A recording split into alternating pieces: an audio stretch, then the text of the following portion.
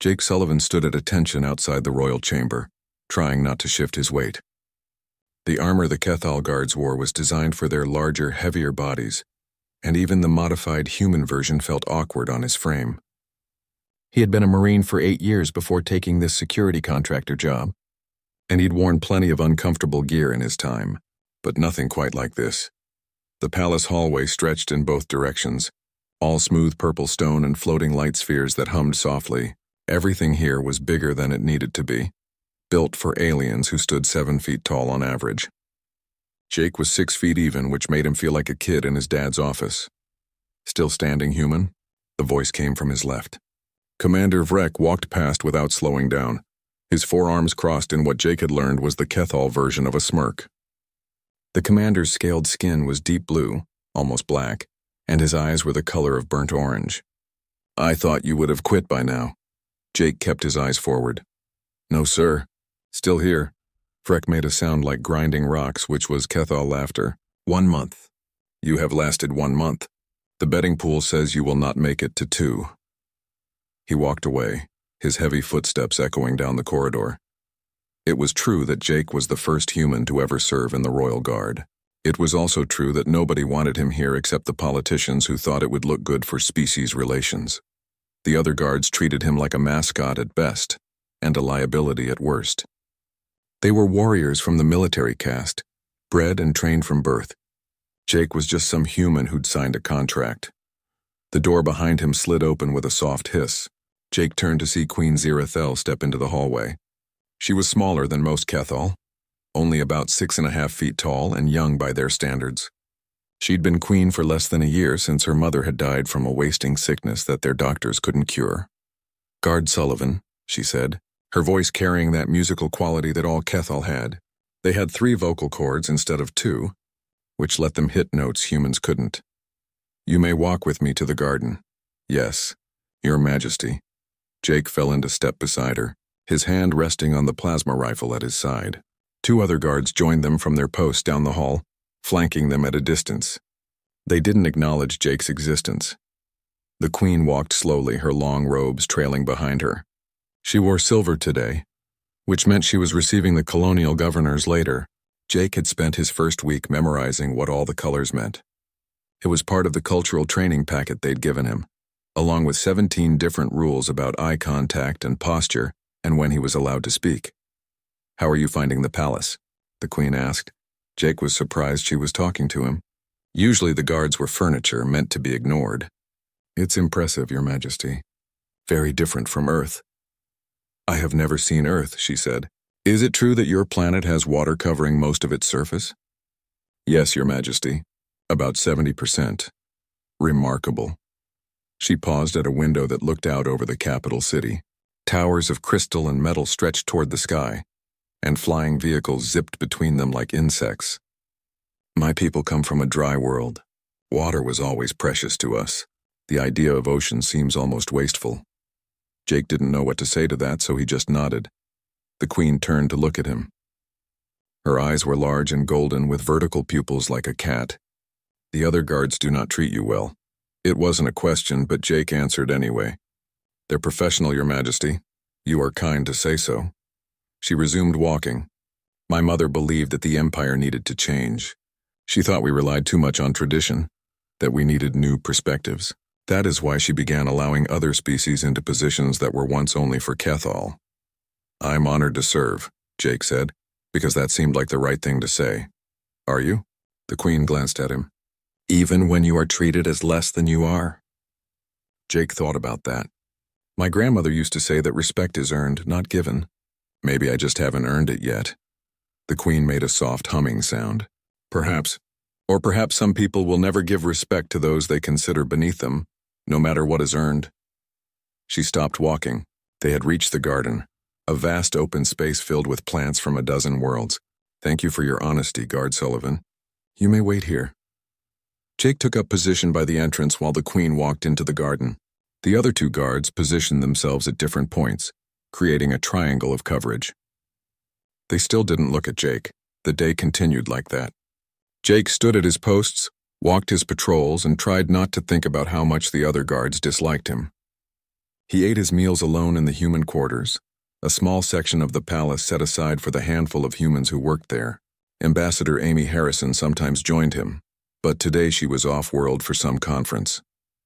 That evening, Jake was walking the North Corridor when he ran into Prince Korath.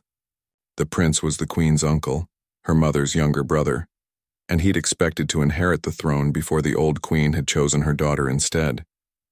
He was massive even for a Kethal, nearly 8 feet tall and broad across the shoulders. "The human guard," Korath said, blocking the hallway. His voice was deeper than the queen's, more aggressive. "Tell me, small creature, do you truly believe you could protect our queen if danger came?" Jake kept his voice neutral. "I would do my duty, your highness." "Your duty?" Korath laughed, a harsh sound. "You cannot even lift a warrior's sword. You cannot wear proper armor. You are decoration, nothing more. My niece's foolish gesture to her mother's memory. I respectfully disagree, your highness." Korath's eyes narrowed. "You have spirit, I will grant you that. But spirit does not stop blades or turn aside weapons. When the time comes, you will break like all soft things break." He pushed past Jake, his shoulder knocking Jake back a step. Jake watched him go, a cold feeling in his gut. That hadn't felt like casual contempt. That had felt like a threat. 3 days later, Commander Rek called a meeting of all the guards. They gathered in the training hall, a huge room with weapons lining the walls and combat circles marked on the floor. Jake stood at the back as usual. "We are deploying to the Summer Palace," Rek announced. "The Queen will host a diplomatic summit there in 1 week. All colonial governors will attend, as well as representatives from the other species in the Empire. Security will be at maximum level." A guard near the front raised one of his 4 hands. "What is the threat assessment?" "Standard for a large gathering," Rek said. "However, there has been unrest in the outer colonies." "Some governors have been slow to send their tribute. We must be prepared for anything." After the meeting, Jake tried to approach Rek with a question about the deployment schedule, but the commander waved him off. "You will be assigned to interior posts, human. We cannot risk having you in any critical position." "Sir, I'm qualified for—" "You are qualified for what I say you are qualified for." Rek's voice was hard. "You will guard hallways and stand at doors. The real work will be done by real warriors." Jake bit back his response and nodded. There was no point arguing. The flight to the Summer Palace took 6 hours on the royal transport. Jake spent most of it looking out the window at the landscape below. The moon of Kethal Prime was terraformed centuries ago, covered in forests and lakes that looked almost Earth-like from above. The Summer Palace sat on an island in the middle of a vast inland sea, all white stone and golden spires. When they landed, Jake was immediately assigned to the most boring post possible, standing outside the Queen's personal chambers on the residence level. It was quiet up there, away from all the activity of the main palace. Just him and his thoughts. The summit began 2 days later. Jake watched from his post as delegates arrived, species he'd only seen in briefings. The Kethal governors came with their entourages, each trying to outdo the others in displays of wealth and power. Prince Korath arrived with the largest group of all, nearly 50 attendants and guards of his own. Something about it bothered Jake, but he couldn't put his finger on what. He mentioned it to Amy Harrison when she passed by his post. "You're paranoid," she said, but she was smiling. "That's why you're good at this job." "Just a feeling," Jake said. "Trust your instincts." Amy's smile faded a bit. "But don't do anything rash. The political situation here is delicate. The Queen is still consolidating power, and Prince Korath has a lot of support among the traditionalists." "Understood." That night, Jake couldn't sleep. He lay in his quarters staring at the ceiling, thinking about the prince's words in the hallway. "When the time comes, you will break like all soft things break." Had that been a general insult or something more specific? He got up and checked his gear. Rifle charged, armor sealed properly, emergency beacon active. Everything was as it should be. But the uneasy feeling remained. The ceremonial dinner was scheduled for the next evening. All the delegates would be there, dressed in their finest. It was meant to be a show of unity, the Queen presiding over her empire like her mother had done. Jake was assigned to stand guard in the corridor outside the Great Hall. He could hear music and voices from inside, the sound of hundreds of beings gathered for a feast. Commander Vrek and his best warriors were. The Great Hall was chaos. Jake fought his way through the smoke and debris, his rifle barking as he moved. Dead and wounded lay everywhere, delegates and guards alike. The attackers wore no insignia, but they moved like professional soldiers. This had been planned. Commander Rex's voice crackled over the comm in Jake's helmet. All guards fall back to secondary position. Protect the Queen. Move now. Jake saw Rex ahead, his forearms working two weapons at once as he laid down covering fire. A group of guards had formed a protective circle around Queen Zirathel, who looked shaken but unhurt. Her silver robes were torn and stained with ash. Sullivan, Freck shouted when he saw Jake. With us. Move. They fought their way through the palace, the attackers pressing them from multiple directions. Jake realized with cold certainty that the enemy knew exactly where they were going. Every turn they took, every corridor they tried, there were more black-armored soldiers waiting. The bunker, Rex said over the comm. We make for the secure bunker below the palace. Once we are sealed inside, we can call for reinforcements. The bunker was 3 levels down, access through a hidden entrance in the royal wing. Jake had studied the palace layout during his training, but he'd never actually been inside the bunker. It was supposed to be impregnable, able to withstand anything short of orbital bombardment. They reached the entrance, a section of wall that looked like every other section of wall until Rex pressed his hand to it. The stone slid aside, revealing a stairway leading down into darkness. Emergency lights flickered on automatically. Go, Rex ordered. 6 guards went first, weapons ready, then the Queen, supported by 2 more guards. Then Rex and the remaining warriors, with Jake bringing up the rear. The stairway was narrow and steep, designed to be defensible. Jake kept his rifle pointed back the way they'd come, expecting attackers to pour through the entrance at any moment, but none came. The entrance sealed behind them with a heavy thunk. They descended in near silence, just the sound of footsteps and heavy breathing. The Queen hadn't said a word since the attack began. Jake caught glimpses of her face in the emergency lighting. She looked scared, which made sense. Someone had just tried to kill her in her own palace. The bunker itself was bigger than Jake expected. It was a series of connected rooms carved out of solid rock, with reinforced walls and a single entrance that was protected by a blast door thick enough to stop a tank. The main room had communications equipment, weapons racks, and supplies for a prolonged siege. Secure the entrance, Rex commanded. 4 guards took up positions by the blast door while the others spread out through the bunker, checking the other rooms. The Queen sank into a chair, her hands shaking. Jake stayed near the door, his rifle ready. Something felt wrong. The attack had been too coordinated, too precise. And why had the attackers let them reach the bunker so easily? Freck was at the communications console, his multiple hands working the controls. Sending distress signals now. The nearest military base is 4 hours away. We need to hold until they arrive. One of the guards approached Rex and spoke in the Kethal language, too fast and quiet for Jake to follow with his limited knowledge. Freck's expression changed, his orange eyes widening slightly. Are you certain? Rex asked in the same language. The guard nodded and handed Rex a small device. Freck stared at it for a long moment, then looked around the bunker at his warriors. Some of them were watching him, Jake noticed. Waiting for something. The commander's posture changed. He straightened, his forearms relaxing. Guards, he said. Prepare to move out, Jake blinked. Sir, move out where? Freck didn't look at him. There is a secondary exit. We cannot remain here. But you just said the bunker was secure, Jake protested. You said we'd wait for reinforcements. Plans have changed, human. Rex's voice was flat, emotionless. We are leaving now. The Queen stood up, confused. Commander, I do not understand. Is there a threat to the bunker? Your Majesty, please trust me. We must go. Rex gestured to his guards. They moved toward a door at the back of the main room, one Jake hadn't noticed before. Where does that lead? Jake asked. To the old mining tunnels beneath the palace. They connect to the surface 3 kilometers from here. We can escape through them. Rex walked toward the door and his guards followed. Jake's instincts screamed at him. And what about the people attacking the palace?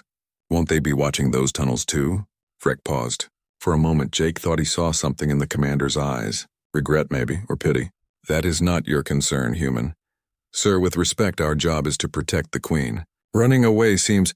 Your job is to follow orders. Rex's voice was hard now. Or do humans not understand duty? The other guards were already at the tunnel entrance. One of them had opened the door, revealing darkness beyond. They filed through quickly, professionally, like they'd practiced this. Jake looked at Queen Zirathel. She was watching Rex with growing alarm. Commander, why are your guards leaving without me? Vrek didn't answer. He just turned and walked toward the tunnel door. Commander, the Queen's voice was sharp now, commanding. I order you to answer me. Vrek stopped at the threshold.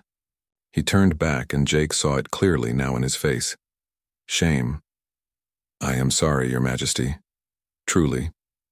But some battles cannot be won. Some causes are already lost. What are you saying? The Queen took a step forward. You are my royal guard. You swore oaths to protect me. Oaths are words, Rex said quietly. Words do not stop plasma rounds. They do not feed families or protect them from reprisal. Prince Korath offered us a choice. Stand with you and die, or stand aside and live. We chose life. The Queen's face went pale, her skin shifting to a lighter shade of blue. Korath, this was my uncle's doing. He has the support of the military caste and most of the colonial governors. Your mother's reforms angered too many powerful beings. This coup was inevitable. Vrek looked at Jake. The human guard may leave with us. We bear him no ill will. He is not Kethel. This is not his fight. Jake tightened his grip on his rifle. You're abandoning her. We are surviving, Rex said. There is a difference. Korath's forces know exactly where this bunker is. They will breach it within the hour. Anyone inside will die. I am offering you a chance to live, human. Take it.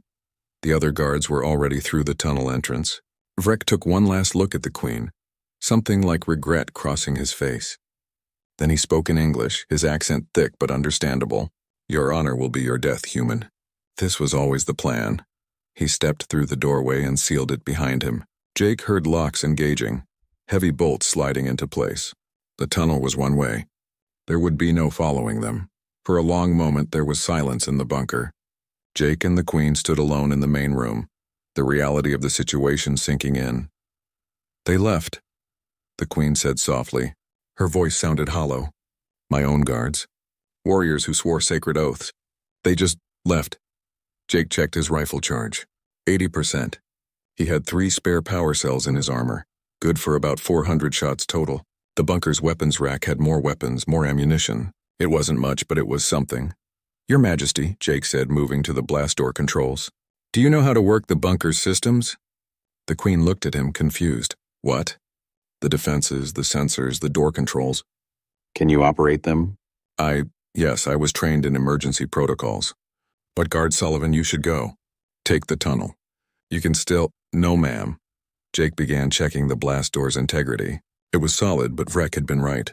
If Korath's forces knew where the bunker was, they could breach it given enough time and firepower.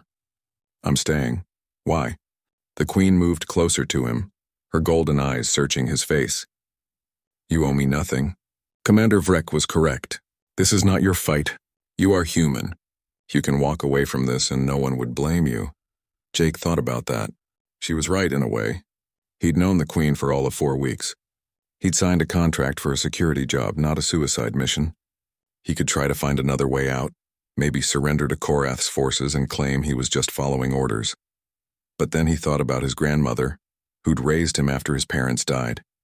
She'd been a tough woman, a veteran herself, and she'd taught him that character was what you did when no one was watching, when there was no reward, no recognition, no guarantee of success. Character was doing the right thing because it was right, not because it was easy. Ma'am, I was a Marine before I took this job, Jake said. We had a saying. We don't leave people behind. Doesn't matter if they're American or not, human or not. If someone needs help and I can give it, I stay. You will die. There were tears in the Queen's eyes now, something Jake hadn't known Kethal could do. We will both die. My uncle will kill us. Maybe. Jake moved to the weapons rack and started pulling down rifles and power cells, building a defensive position near the blast door. But he's going to have to work for it. A sound came from outside the bunker. Distant, but growing closer. Footsteps, lots of them. The Queen stood frozen for a moment, then seemed to gather herself.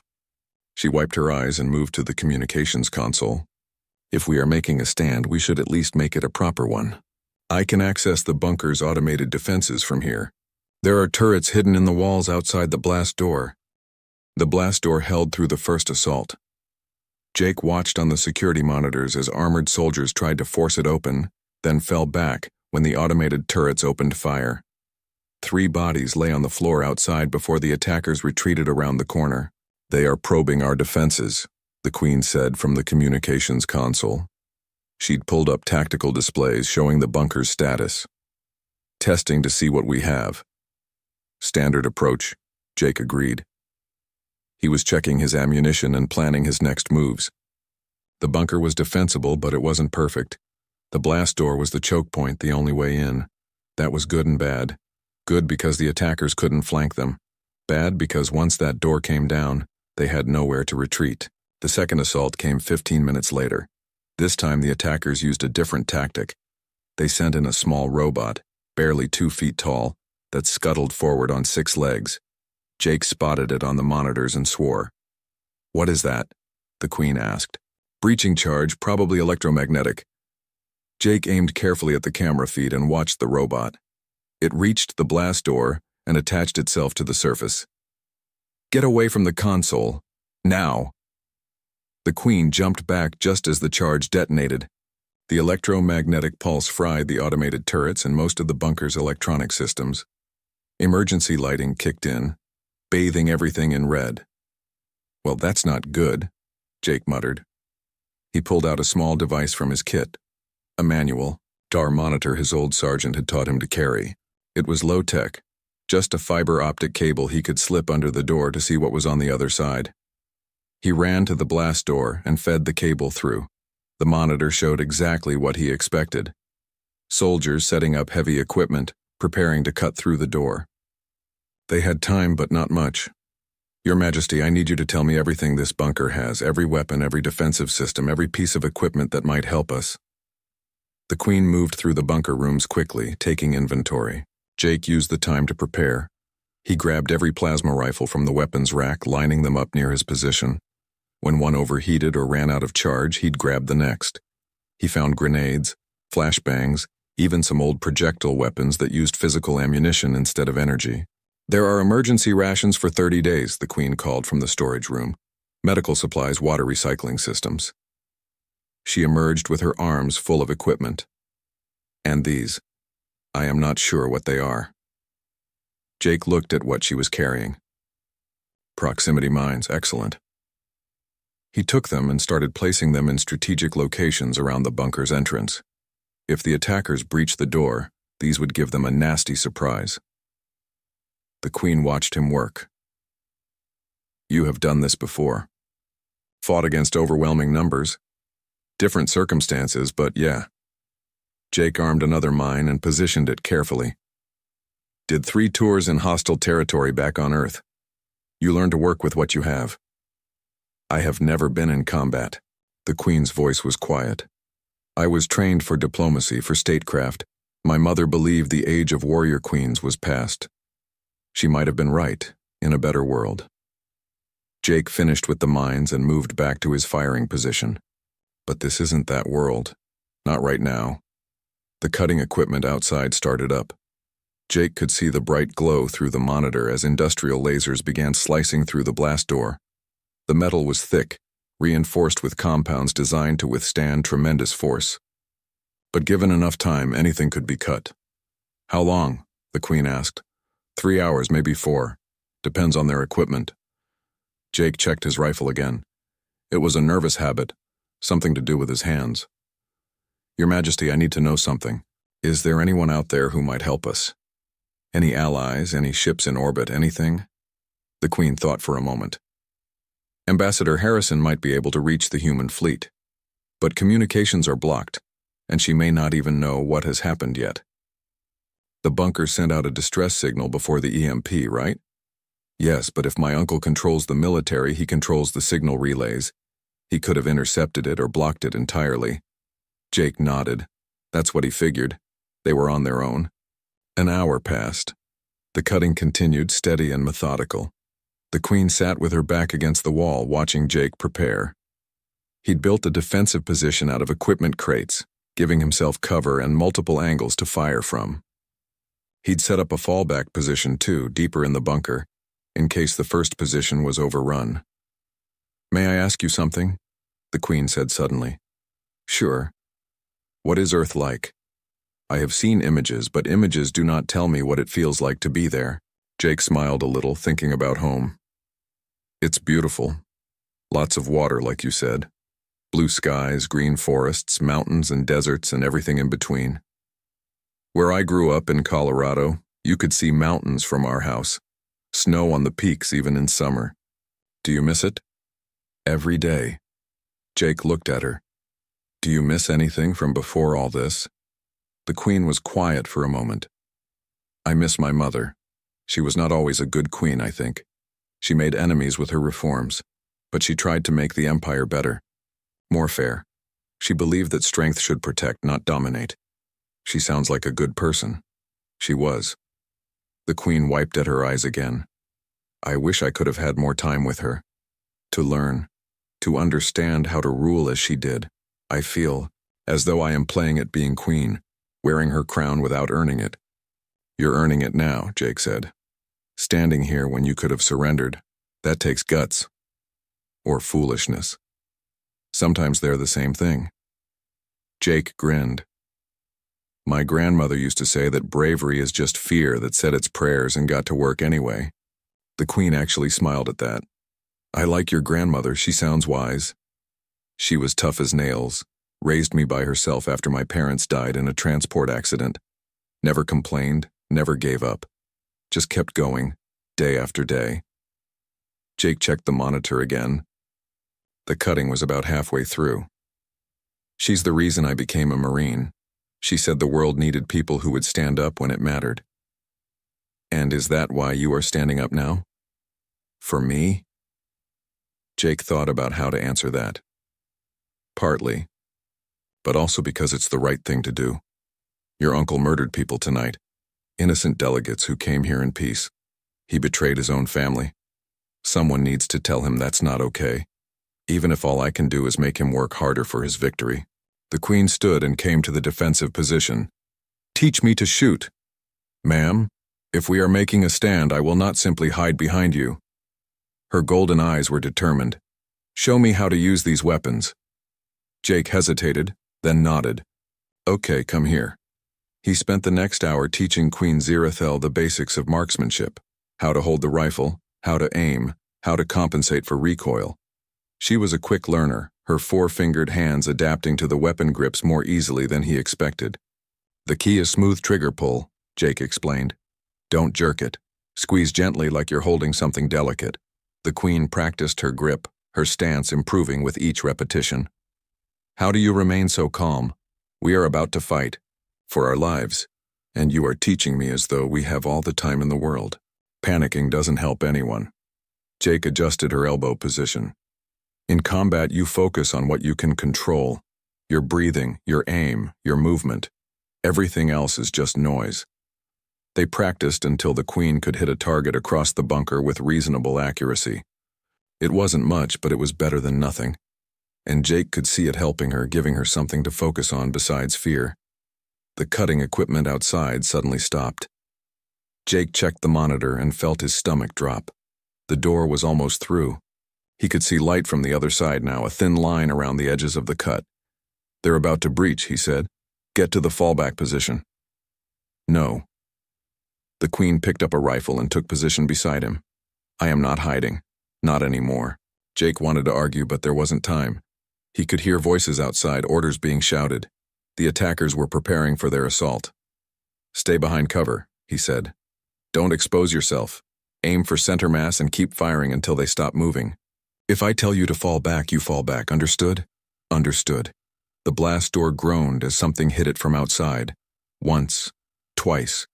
On the third hit, the cut section fell inward with a crash of metal on stone. Soldiers poured through the opening. Jake opened fire immediately, his rifle sending plasma bolts into the mass of bodies. The proximity mines detonated, throwing attackers back in clouds of smoke and debris. The queen fired too, her shots less accurate than Jake's, but still effective at the close range. For 30 seconds it was chaos. The attackers tried to push through and Jake cut them down. Bodies piled up in the entrance, making it harder for the next wave to advance. His rifle overheated and he grabbed another, maintaining steady fire. Then the attackers fell back, dragging their wounded with them. Jake counted 8 bodies that didn't move. His hands were shaking from the adrenaline. Did we win? The queen asked, her voice breathless. No, Jake was already reloading, replacing power cells. That was just the first wave. They'll be back. And they were. Over the next 2 hours, the attackers came at them again and again. Each assault was different, testing their defenses from. The next assault was different. Instead of rushing through the door, the attackers sent in more robots. Small ones that skittered along the walls and ceiling, equipped with cameras and weapons. Jake shot 3 of them before they could get close, but a 4th got past him and opened fire. The plasma bolt hit his shoulder, spinning him around. Pain exploded through his body and he dropped his rifle. The Queen screamed and fired at the robot, her shots going wide. Jake forced himself to move, grabbing a pistol from his belt with his good hand and putting 2 rounds through the robot's center mass. It sparked and died. "Sullivan!" The Queen was at his side, her hands hovering over his shoulder, not sure what to do. "I'm okay," Jake lied. The pain was intense, but the shot had hit his armor's shoulder plate. It was compromised now. The protective material burned through, but it had absorbed most of the blast. His arm still worked, barely. "You are not okay. You are bleeding." The Queen pulled him back from the defensive position. "We need to treat this. Later, they're coming again," but the Queen ignored him. She grabbed a medical kit from the supplies and forced him to sit. Her hands were surprisingly steady as she applied burn gel to the wound and wrapped it with synthetic bandages. The gel numbed the pain, turning the screaming agony into a dull throb. "Thank you," Jake said. "You have been wounded defending me. It is the least I can do." The Queen helped him stand. "Can you still fight?" Jake tested his arm. It hurt, but it moved. "Yeah, I can fight." They returned to the defensive position. Jake checked their remaining ammunition and weapons. 2 power cells for the rifles. 1 for the pistol. A handful of grenades. "The situation was not good, Your Majesty," Jake said carefully. "I need you to consider something." "What is it?" "They're going to breach this position eventually. When they do, I want you to surrender." The Queen stared at him. "What? You're the Queen. You're valuable alive. Korath might have you killed eventually, but he'll keep you alive at first. That gives people time to mount a rescue, or for the political situation to change." Jake met her eyes. "Me, I'm just a human guard. I'm expendable. But you're not." "No." The Queen's voice was firm. "I will not surrender and leave you to die alone. Ma'am, no. You stayed with me when everyone else ran. You fought beside me when you had every reason to flee. I will not abandon you now. We stand together or we fall together." Jake wanted to argue more, but the determination in her voice stopped him. She meant it. She was going to see this through to the end, whatever that end looked like. "All right then," he said. "Together." Prince Korath's voice came over the comm again. "My dear niece, you have fought admirably. Longer than I expected, I will admit. Your human guard has proven more capable than I anticipated. But this ends now. I am bringing in heavy weapons. In 10 minutes, what remains of that door will be obliterated. You cannot survive that." The Queen grabbed the comm unit. "Then you will have to kill your own niece, uncle." "Is that the legacy you want? The prince who murdered family to take power? History is written by victors," Korath replied. "And I have already won. Goodbye, Zirathel." The comm went silent. Jake and the Queen looked at each other. 10 minutes. That was all they had left. "I want you to know something," the Queen said. "In the short time we have known each other, you have shown me what true honor looks like. Not the ceremonial honor of oaths and traditions, but real honor. The kind that acts when action is needed." "I'm just doing my job," Jake said. "No, you're doing far more than that." She smiled sadly. "If we had more time, I would have liked to learn more about humans. About Earth. About what makes your people so stubborn and brave. Maybe you still will. Maybe." The wall exploded, not the blast door. The actual wall 30 feet to the left of their defensive position. Jake barely had time to process what was happening before debris rained down on them. Something must have hit his head because suddenly he was on the ground, his ears ringing. Dust and smoke everywhere. He tried to stand, but his legs wouldn't work right. His vision swam. Through the smoke, he could see figures moving. Lots of them. The Queen was somewhere nearby. He could hear her coughing. Jake's hand found his pistol. He raised it, trying to aim at the advancing shapes. His arm felt like it weighed 1,000 pounds. He fired once, twice. Missed both times. A soldier appeared through the smoke, rifle pointed at Jake's head. This was it. This was how it ended. Then something strange happened. The soldier's head snapped back and he fell. Another soldier appeared and the same thing happened. Jake could hear weapons fire now, but it wasn't coming from inside the bunker. It was coming from outside, from the hole in the wall. "Hold your fire! Friendlies incoming!" The voice was speaking English, accented but clear. A figure dropped through the hole in the wall, moving fast. Combat armor, but different from what the attackers wore. Heavier, bulkier, the kind of armor human Marines used for heavy assault operations. More figures followed. Jake counted 6 of them, all in human armor, all carrying human weapons. They moved through the bunker with practiced efficiency, clearing corners and checking threats. One of them knelt beside Jake. The helmet retracted, revealing a woman's face, dark skin, and short hair. She had sergeant's stripes on her collar. "You guard Sullivan?" she asked. Jake managed to nod. "Yeah, that's me. Sergeant Kate Morrison, Colonial Marines attached to the frigate Liberty. We got your distress call. Sorry it took so long to get here." She looked around the bunker, taking in the bodies, the damage, the signs of the long battle. "Hell of a stand you made." "The Queen," Jake managed to say. "Is she?" "We got her. She's okay. Shaken up, but okay." Morrison helped Jake sit up. "Can you walk?" "Give me a minute." Morrison turned to her squad. "Perimeter secure. Get the med evac in here, and somebody find whoever's in charge of this mess and tell them the humans are not happy." Through the smoke and dust, Jake could see Queen Zirathel being helped by another Marine. She looked dazed but uninjured. When she saw Jake, her face lit up with relief. More soldiers were pouring into the bunker now, human and Kethal both. Jake recognized some of the Kethal uniforms as military forces loyal to the Queen. The coup was over, or at least this part of it was. Morrison's medic, a young guy named Pete, started working on Jake's wounds. The shoulder burn, the head wound he hadn't even known he had, various cuts and bruises from the fight. Pete worked quickly and efficiently, applying advanced medical foam and injecting him with something that made the pain fade to almost nothing. "You're going to be okay," Pete said. "Nothing here that won't heal. Though you're going to have some impressive scars." Jake barely heard him. He was watching the Queen, who was arguing with a Kethal officer about something. Even now, covered in dust and exhausted, she carried herself like royalty. She'd been terrified when the attack started, but she'd found her courage when it mattered. The Queen finished her conversation and made her way over to Jake. The Marines gave her space, recognizing authority when they saw it. "Guard Sullivan," she said formally. Then her composure broke and she knelt beside him, taking his hand in both of hers. "You saved my life. You held them off until help could arrive. I do not have words to properly thank you." "Just doing my job, Your Majesty." "No." She squeezed his hand.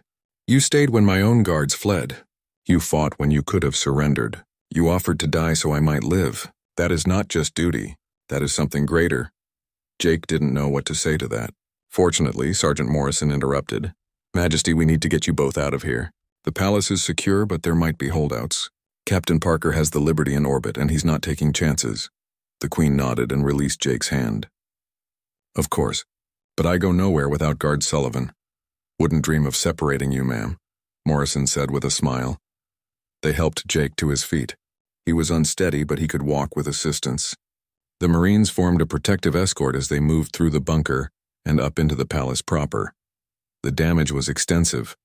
Bodies lay everywhere, attackers and defenders both. Fires still burned in some sections. Jake could hear distant weapons fire as pockets of resistance were cleared out. In the main courtyard, a human dropship waited, its engines idling. The pilot waved them aboard. As they climbed the ramp, Jake looked back at the summer palace. It had been beautiful once. Now it was a war zone. The Queen sat beside him in the dropship, still holding his hand. Neither of them spoke during the short flight up to the Liberty. There would be time for words later. For now, they were both just trying to process everything that had happened. The Liberty was a small ship by military standards, a frigate designed for fast response and patrol duties. But to Jake, stepping into its clean corridors with its human crew and familiar smells, it felt like coming home.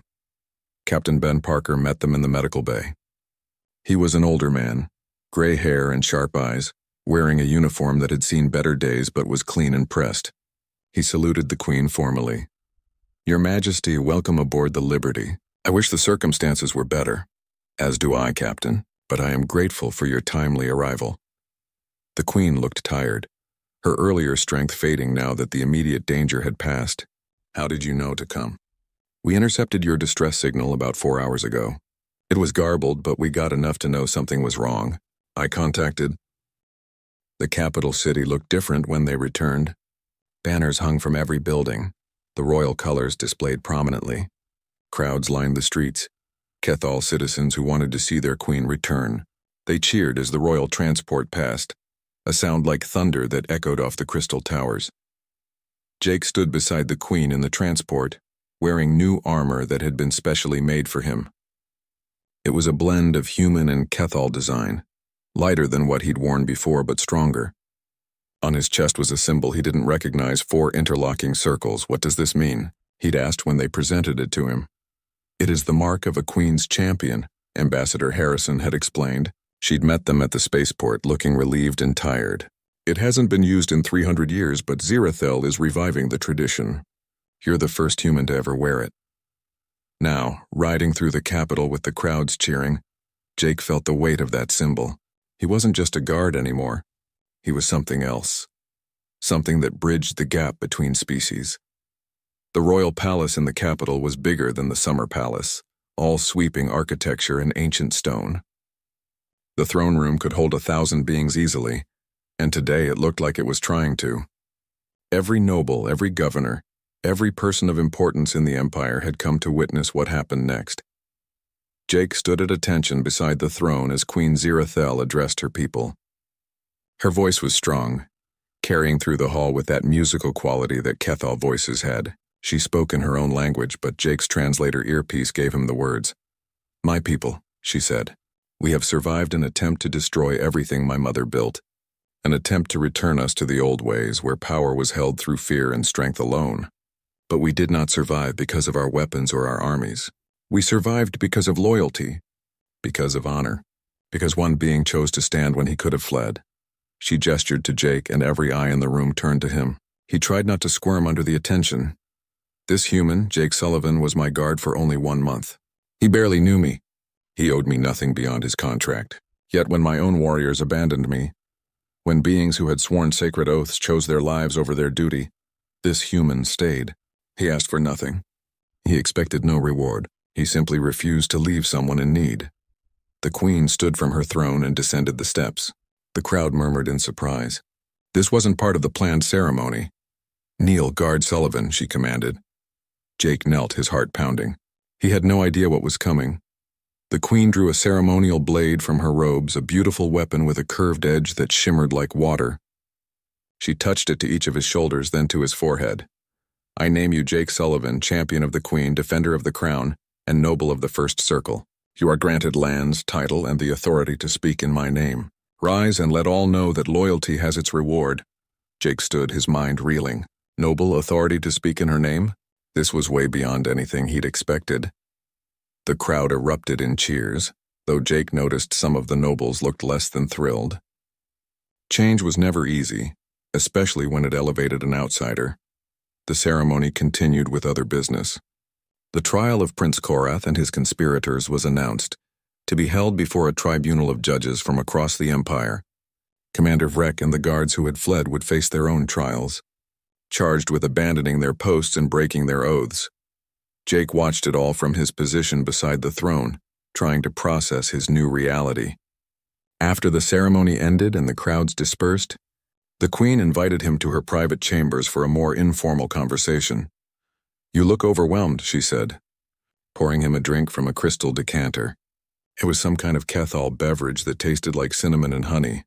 "That's one word for it, Your Majesty." Jake took a sip. "I'm not sure I'm qualified to be a noble.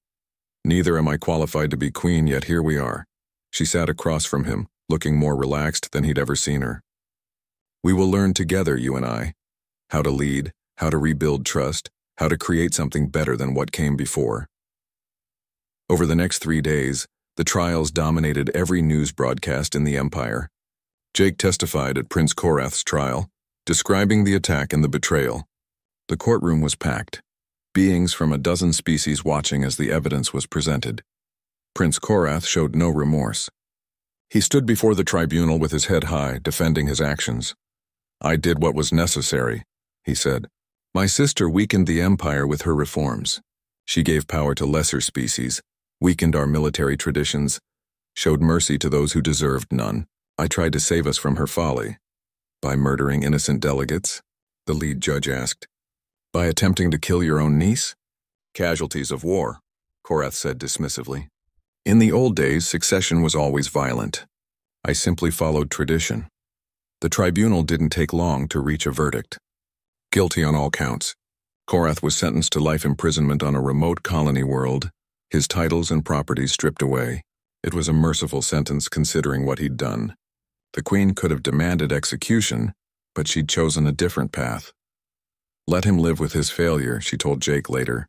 Let him watch as the Empire becomes everything he tried to prevent. That is a fitting punishment. Commander Rex's trial was different. The old warrior looked smaller somehow, diminished. When he testified, his voice was quiet. I have no excuse, he said. I was offered a choice between duty and survival, and I chose survival. I thought I was being practical, choosing life over a meaningless death. But I see now that some things are more important than life. Honor, loyalty, the trust placed in us by those we serve. He turned to look at Jake, who was sitting in the viewing gallery. The human guard showed me what I should have been. He had less training, less experience, less reason to fight. Yet he stood when I ran. That shame will stay with me forever. The tribunal stripped Rek of his rank and banned him from ever serving in the military again. He was sentenced to 10 years of community service, helping to rebuild the parts of the capital that had been damaged in the coup. It was a lenient sentence considering, but the Queen had argued for mercy. He admitted his failure, she explained to Jake. He took responsibility. That counts for something. The other guards received similar sentences. The Empire was learning, slowly, that justice didn't have to mean destruction. Ambassador Harrison threw a small party at the human embassy a week after the trials ended. It was attended by human diplomats, Cathal nobles who supported the Queen's reforms, and representatives from several other species. Jake found himself the center of attention, which was uncomfortable. You've become famous, Harrison told him, handing him a glass of Earth whiskey. Every news service in the Empire has done stories about you. The human who refused to run.